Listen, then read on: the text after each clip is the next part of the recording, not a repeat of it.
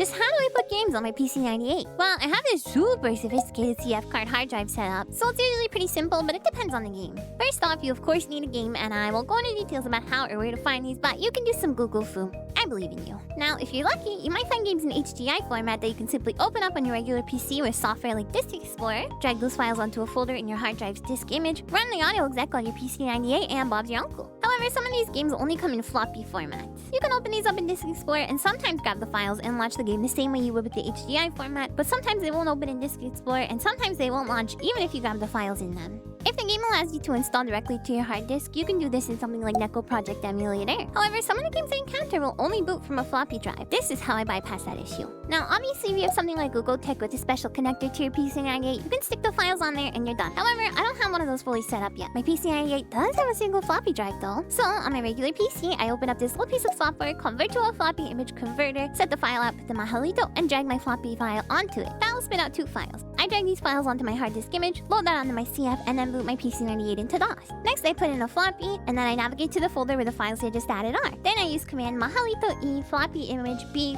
with floppy image being the name of the files I added. This will write it to a floppy, and then you can restart your PC and the game should start up. Thanks for listening!